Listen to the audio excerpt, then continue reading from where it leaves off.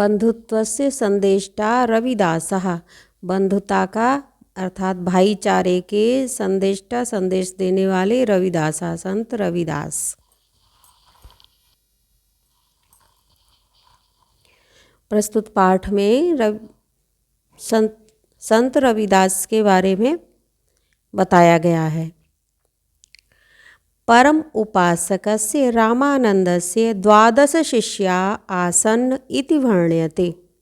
तेषु शिष्येषु रविदासो लोके रैदास इति संज्ञया ख्याता एकः शिष्यः आसीत् इति उच्यते। रविदासस्य जन्म काश्यां माण्डुरनाम्नि मण्डुवाडीः ग्रामे 1714 विक्रमाब्दे माघमासस्य पूर्णिमाया तिथौ रविवासरे अभवत्। रविवासरे तस्य जन्म इति हेतोः रविदास इति नाम जातिम् इति अनुमीयते। परम उपासकस्य परम उपासक रामानन्दस्य रामानंद के 12 शिष्याः 12 शिष्या 12 शिष्य आसन्न इति थे। इति वर्ण्यते कहा जाता है कि परम उपासक रामानंद के 12 शिष्य थे, ऐसा कहा जाता है। तेषु उन शिष्येषु शिष्यों में रविदासो रविदास लोके रैदास, संसार में उन्हें रैदास नाम से इति संज्ञा इस नाम से ख्याता कि उन शिष्यों में जो रविदास थे संसार उन्हें रैदास के नाम से बुलाता था। एक शिष्य आसीत, उनके रामानंद जी के एक शिष्य आसीत थे इति उच्यते, ऐसा कहा जाता है कि ऐसा कहा जाता है संत रविदास के 12 शिष्यों में एक रविदास जिनको संसार रैदास कहता था, एक शिष्य थे। रविदासस्य जन्म रविदास का जन्म काश्याम काशी में मांडुर नामनी, जिसका मडुआडीह नाम है, इस ग्राम में 1471 विक्रमाब्दे विक्रम संवत में माघ मासस्य माघ के महीने की पूर्णिमायाम तिथौ पूर्णिमा तिथि को रविवासरे अभवत्, रविवार को हुआ था। रविदास का जन्म काशी में मडुआडीह ग्राम में सन 14 विक्रम संवत 1471 को माघ महीने के पूर्णिमा तिथि को रविवार को हुआ था। रविवार को तस्य जन्म उनका जन्म हुआ था। इति है तो इसी कारण से रविदास इति नाम जातम इति अनुमीयते कि इसी कारण से इनका नाम रविदास रख दिया गया, ऐसा अनुमान किया जाता है कि ऐसा अनुमान किया जाता है रविवार को उनका जन्म हुआ, इस कारण उनका नाम रविदास हुआ। पंचदश्याम शताब्दौ भारतीय जनजीवनम अतीव क्लेश क्लिष्टम आसीत्। यवन शासकैः आक्रांतो देशो मितः कलहायमानां भारतीयाः राजानः दुःखदैन्यग्रस्ताः। सर्वथा अपेक्षिता भारतीय जनाः विविधधर्मा अनुयायिषु प्रवृत्तो विद्वेषः जातिवर्णेषु विभक्तो भारतीय समाज इति देशदशां दर्शं दूयमान हृदया। तदानीन्तनाः महात्मनः सन्तः च ईश्वरम् एव शरणम् इति मन्यमाना ईश्वरं प्रति समर्पिताः सन्तः परमात्मनो व्यापकत्वं तस्य सर्वशक्तिमत्वं च बोधयन्ति स्म। पंचदश्याम शताब्दौ 15वीं शताब्दी में भारतीय जनजीवन अतीव क्लेश क्लिष्टम आसीत्। अतीव बहुत ही क्लेश क्लिष्टम कठिनाइयों से भरा हुआ कठिन आसीत था। 15वीं शताब्दी में भारतीय जनजीवन बहुत ही कठिनाइयों से भरा हुआ था। यवन शासक ही आक्रांतो देशो, यवन शासकों के द्वारा आक्रमण किए हुए देश में मिथा आपस में कलहायमानम लड़ाई झगड़ा करते हुए भारतीय राजाओं के दुख दैन्यग्रस्ता सर्वथा उपेक्षिता भारतीय जना कि कह रहे हैं यवन शासकों के द्वारा आक्रमित किए गए देश में आपस में लड़ते हुए भारतीय राजा लोग और दुख दरिद्रता से ग्रस्त सर्वथा उपेक्षित भारतीय लोग विविध धर्मानुयायीषु, विविध धर्मों के अनुयायी, प्रवर्तो लगे हुए, विविध धर्मों को मानने वाले लोग, विद्वेषा आपस में भेद द्वेष, जाति वर्णेषु, जाति और वर्णों में विभक्त भारतीय समाज था। कि कैसा समाज था कि एक तो यवन शासकों के द्वारा आक्रमण किए गए, आपस में लड़ते हुए भारतीय राजा, और दुख और दरिद्रता से ग्रसित उपेक्षित भारतीय समाज, भारतीय लोग, विविध धर्मों के अनुयायी जो आपस में लड़ाई झगड़े में लगे थे, जाति वर्णों में विभक्त भारतीय समाज था। इस प्रकार की देश दशाम दर्शम दर्शम, देश की दशा को दर्शम दर्शम देख देख कर, दूयमान हृदया की करुण हृदय वाले, इस प्रकार दशा देख देख कर परेशान हृदय वाले, तदानींतना महात्मना, तदानींतना उस समय के महात्मा अच्छा संता और संत, ईश्वरम एवं शरणमिति, कि अब तो ईश्वर ही मालिक है, ईश्वर की ही शरण ले सकते हैं, क्योंकि यहाँ सुनने वाला तो कोई नहीं था, सिर्फ एक ईश्वर ही था। इति मन्य माना, ऐसा मानते हुए, ईश्वरम प्रति समर्पिता, ईश्वर के प्रति समर्पित संत ने परमात्मनो व्यापकत्व, परमात्मा की व्यापकता को, तस्य सर्व शक्तिमत्व बोधयन्ति, और उसकी सर्वशक्तिमत्ता का बोध कराया, कि कुछ और नहीं कर सकते, ईश्वर ही अब हम सबका देखने वाला है। इस तरह से बेचारे संत भी परेशान थे, तो वे भी ईश्वर के शरण में थे, और जनता को भी उन्होंने कहा कि ईश्वर की ही शरण में अब शरण लेनी चाहिए, और क्योंकि वो सर्वव्यापक है, ऐसा बताया। वस्तु तस्तु तादृशा एव महापुरुषा संत शब्देन भारतीय जनमानसे समादृता अभवन्, वास्तव में तादृशा एव महापुरुषा, वह उसी प्रकार के ही महापुरुष संत शब्द से, संत शब्देन, संत शब्द से भारतीय जनमानस में समादृता अभवन्, आदर प्राप्त थे, कि सभी का कल्याण देखने वाले, वास्तव में वैसे ही महापुरुष संत को भारतीय लोग संत शब्द के द्वारा आदर प्राप्त देते थे। ये जो वे पर दुख कातरा, दूसरे के दुख से दुखी होने वाले, परहितरता, दूसरों के कल्याण में लगे रहने वाले, दुखित जन सेवा परायणा, और दुखी लोगों की सेवा में लगे हुए, दलितान शोषितान प्रति सदयाः, दलित और शोषितों के प्रति दया रखने वाले, स्वसुख अभिगणयन्ता, अपने सुख को ना देखकर यदृच्छा लाभ संतुष्ट आसन, जो कुछ भी मिल जाए उसी में संतुष्ट रहने वाले थे। तो संत शब्द कैसे थे, कैसे लोगों को भारतीय समाज संत कहता था, कि वे दूसरों के दुख से दुखी होने वाले, दूसरों के कल्याण में लगे रहने वाले, दुखी लोगों की सेवा करने वाले थे, दलितों और शोषितों के प्रति दया भाव रखने वाले थे, अपने सुख को छोटा समझ करके जो कुछ भी मिल जाए उसमें ही संतुष्ट रहने वाले थे। सत्पुरुषो महात्मा रविदासा स्वकर्मणि निरतः सन् परमात्मनो महात्म्य उपवर्णयन् दुखितान् जनान् प्रति सदय हृदयः कर्मणः प्रतिष्ठां लोके अस्थापयत्। धर्मस्य वाह्याचाराः एव परस्परं वैरस्य हेतुः इति सा विश्वसिति स्म, अतो बाह्याचारान् परिहाय धर्माचरणं विधेयम्। गंगा स्नानात् शरीर शुद्धि अपेक्षया मनसा शुद्धि आवश्यक इति तेन उक्तम। पूते तु मनसि काष्ठस्थल्याम् एव गंगा इति तस्य उक्ति प्रसिद्ध एव अस्ति। सत्पुरुषो महात्मा रविदास, सत्पुरुष महात्मा रविदास ने स्वकर्मणि निरता, अपने कार्य में निर्तासन लगे रहते हुए परमात्मनो, परमात्मा की महात्म्य महानता को उपवर्णयन वर्णित करके, उपदेश दे करके, दुखितान जनान प्रति, दुखित लोगों के प्रति, सदय हृदय, सदय करुणाशील हृदय से, कर्मणा कर्म की, प्रतिष्ठा लोके स्थापित, संसार में स्थापित की।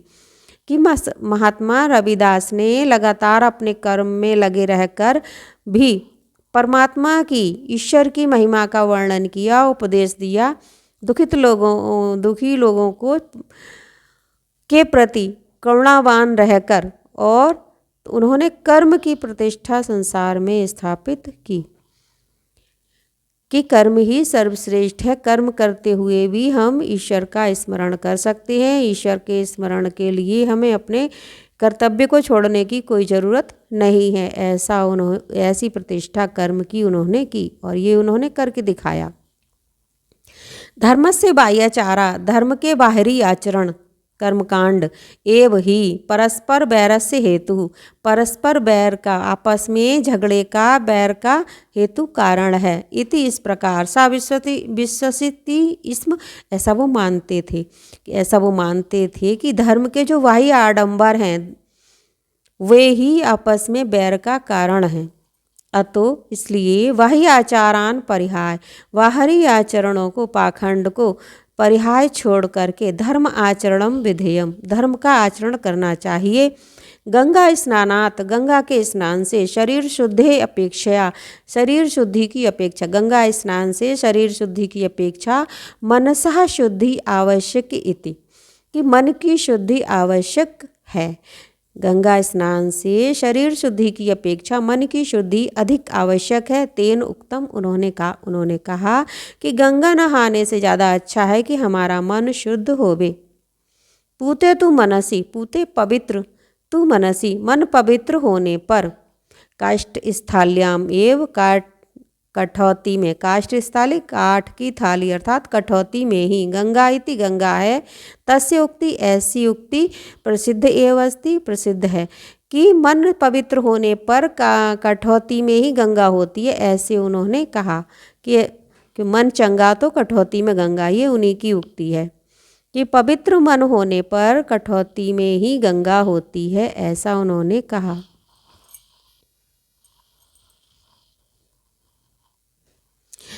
रविदास कश्चिदपि पाठशालायां पठितुं न गतो, अतः तस्य ज्ञानं पुस्तकीयं नासीत्। जगतो नश्वरत्वं, परमात्मनो अनश्वरत्वं, व्यापकत्वम् इत्यादि दार्शनिकं ज्ञानं गुरोः अनुकम्पया तेन लब्धं, प्रेरणा एव तथा भूतस्य ज्ञानस्य उपदेशो जनेभ्यः तेन दत्तः। रविदास जी कस्याचिद अपि, किसी भी पाठशाला में पठितुं, पढ़ने के लिए नहीं गए। अतः तस्य ज्ञानम, इसलिए उनका ज्ञान, पुस्तकीयम नासीत, पुस्तकीय नहीं था। कि रविदास जी किसी भी पाठशाला में पढ़ने नहीं गए थे, इसलिए उनका ज्ञान पुस्तकीय नहीं था। जगतो नश्वरतम, जगत की नश्वरता नाशशील, कि संसार नष्ट होने वाला है, जो है उसमें वो लगातार नष्ट होता जा रहा है, तो संसार तो नाशवान है। परमात्मनो अनश्वरतम, और परमात्मा जो है अविनाशी है, कि परमात्मा अविनाशी है। व्यापकत्व, व्यापक है। इत्यादि दार्शनिकम ज्ञानम, इत्यादि दार्शनिक ज्ञान गुरोह अनुकंपया, गुरु जी की कृपा से, तेन लब्धम, उन्होंने प्राप्त किया, प्रेरणा, और उन्हीं की प्रेरणा से, तथा भूतस्य, उसको ज्ञानस्य उपदेश, उस ज्ञान का उपदेश, जनेभ्यः तेन दत्तः, लोगों के लिए, तेन उनके द्वारा, दत्तः दिया गया। कि संसार नाशवान है, परमात्मा अविनाशी है और व्यापक है, ऐसा दार्शनिक ज्ञान उनको गुरु की कृपा से प्राप्त हुआ, और उन्हीं की प्रेरणा से उन्होंने उस प्रकार का ज्ञान लोगों को दिया। सह तपः तप्तुं गहनं वनं न जगाम, नावा गिरिगुहायाम उपविश्य साधनारतः ज्ञानम अधिगन्तुं चेष्टते स्म। वीतराग भय क्रोधो असो जगति निवसन अपि जगतः वंदनात् पदम पत्रमिव मुक्ता व्यवहरति स्म। स्वकर्मणि निरतः फलं प्रति निराकांक्ष, स्वगृहे अपि परमात्मनं साक्षात्कर्तुं शक्यते इति रविदासः प्रत्येति। अतो विभिन्न उपासना स्थलेषु वनेषु रहसि वा ईश्वर अनुसंधानात् अपेक्षया स्वहृदये एव अनुसंधानम् उचितम्। ईश्वर प्राप्तौ अहंकार एव बाधको अस्ति। अहम इदं करोमि मम इदम इति बोधः भ्रमात्मकः। भ्रम अपहायैव ईश्वर प्राप्तिः संभवा। रविदासः स्वरचिते पद्ये गायति यदा अहमस्मि तदा त्वं नासि न असि, यदा त्वं असि तदा अहम न अस्मि। स वह तपः तप्तुम गहनम वनम ना जगाम। तपस्या के लिए घने जंगल में नहीं गए, ना वह गिरि गुहायाम उपविश्य साधना रता और ना ही गिरि पर्वत पर अथवा गुफा में बैठकर साधना रता साधना की। ज्ञानम अधिगंतुम चेष्टते स्म, ज्ञान प्राप्ति की चेष्टा की। कि उन्होंने ना तो वे तपस्या के लिए घने जंगल में गए और ना ही पर्वत पर या गुफाओं में बैठकर साधना करके ज्ञान प्राप्त करने की चेष्टा की। बीत राग भय क्रोधो असो, प्रेम बीत राग भय क्रोध और मोह से मुक्त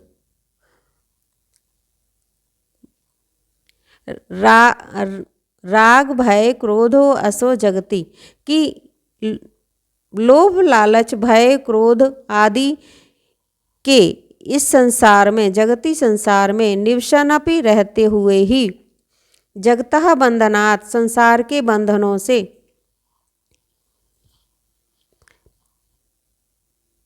पदम पत्रम इव, कमल के पत्ते की भांति, मुक्तः मुक्त, व्यवहरति स्म, व्यवहार करते थे। वे प्रेम भय क्रोध से मुक्त संसार में रहते हुए भी संसार के बंधनों से कमल पत्ते पर, जैसे कि कमल के पत्ते पर कमल का पत्ता पानी से पृथक रहता, अगर बूंद उस पर पड़ जाए तो भी वो उसको गीला नहीं कर पाती, इस प्रकार से वे इस संसार में व्यवहार करते थे। संसार की मोह माया आदि क्रोध आदि से वे मुक्त थे और उनका उन पर इस संसार में रहते हुए कोई प्रभाव नहीं पड़ता था। जैसे कि कमल का पत्ता पानी से नहीं गीला होता, वैसे ही वे संसार के व्यवहार से मुक्त रहकर ही व्यवहार करते थे। स्वकर्मणि निरतः, अपने कर्म में लगे हुए, फलम प्रति निराकांक्षा, फल के प्रति कोई इच्छा न रखने वाले, सग्रहे अपि, अपने घर में ही, परमात्मनम, ईश्वर का साक्षात्कर्तुम शक्यत इति रविदास प्रत्येति। कि अपने कर्म में लगे रहकर फल की प्रति कोई भी आस्था ना रखकर, कोई भी आकांक्षा ना रखकर अपने घर में ही परमात्मा का साक्षात्कार संभव है, ऐसा रविदास ने प्रत्यक्ष दिखाया किया। अतो विभिन्न उपासना स्थलेषु वनेषु रहस्यवा, कि इस प्रकार विभिन्न उपासना स्थलों में, वनों में, रहस्य एकांत में ईश्वर के खोज की अपेक्षा, कि विभिन्न उपासना स्थलों में, जंगलों में या एकांत में बैठकर ईश्वर के अनुसंधान की अपेक्षा, ईश्वर खोज की अपेक्षा स्वहृदय, अपने हृदय में एव ही अनुसंधातुम उचितम, कि अपने हृदय में ही उसकी खोज करनी चाहिए। ईश्वर प्राप्तौ अहंकार एव बाधको अस्ति, ईश्वर की प्राप्ति में अहंकार ही बाधक है। अहम इदम करोमि, कि मैं ये करता हूँ, मम इदम इति, ये मेरा है, मैं ये करता हूँ, बोधा, ऐसा ज्ञान भ्रमात्मका, भ्रम में डालने वाला है। भ्रमम अपहाय एव, इस भ्रम को छोड़कर ही ईश्वर प्राप्ति ही संभव, ईश्वर की प्राप्ति संभव है। कि मैं और मेरेपन के हम, कि मैं करता हूँ, ये मेरा है, ऐसा ज्ञान भ्रम में डालता है, भ्रमात्मक है। इस भ्रम को छोड़कर ही ईश्वर की प्राप्ति संभव हो सकती है। कि जो कुछ भी है वो ईश्वर का है, ऐसा मानकर ही ईश्वर की प्राप्ति संभव हो सकती है। कि मैं भी ईश्वर का हूँ, सारी जो कुछ भी है संसार में वो सब ईश्वर का है। रविदास ने स्वरचिते पद्ये, अपने रचित पद्य में गायति गाया है, यदा अहम अस्मि तदा त्वं न असि, कि यदा, जब, अहम अस्मि, जब मैं हूँ, तब तुम ना असी, तब तुम नहीं। हे ईश्वर, जब मैं, मेरे अंदर मेरा घमंड, मेरा अहंकार है, तब तुम नहीं हो, तब मैं तुमको नहीं पाता। यदा तुम असी, जब तुम होते हो, जब सब जगह मैं तुमको ही देखता हूँ, तदा अहम नास्मि, तो मैं खुद नहीं रहता, क्योंकि मैं भी तुम्हारा हूँ तो मैं खुद का नहीं हूँ। तो ये अहंकार को छोड़ने के बाद की स्थिति आती है कि जब जब मैं मुझ में मेरापन, मेरा घमंड रहेगा, तब तक ईश्वर को नहीं, तब तक ईश्वर नहीं है। और जब ईश्वर है तो सभी जगह ईश्वर ही है, तो मैं वहाँ नहीं हूँ। कबीरदास जी ने भी यही गाया है कि जब मैं था तब हरि नहीं, अब हरि है मैं नाही। रविदासः कबीरदासो नानक देव प्रभृतया संतो महात्मनः निर्गुणम एव ईश्वरम गायन्ति स्म।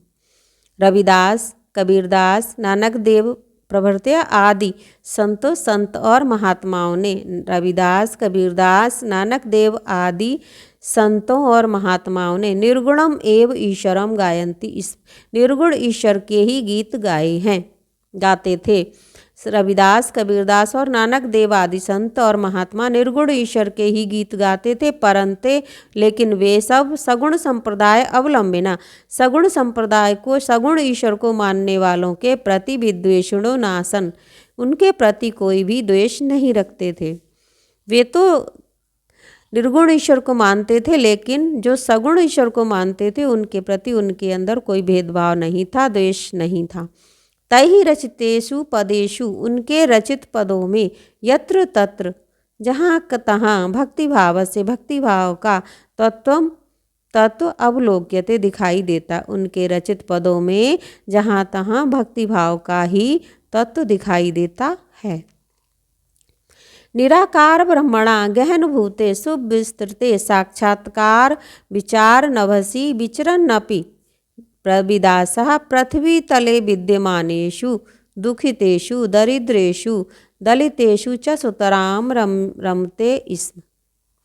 निराकार ब्रह्मणा, निराकार ईश्वर की, गहन भूते गहन सुविस्तृते, विस्तृत, साक्षात्कार विचार, साक्षात्कार विचार के, नभसी आकाश में, विचरण नपि, विचरते हुए भी, रविदास पृथ्वी तले, पृथ्वी तल पर विद्यमान, दुखियों और दरिद्रों,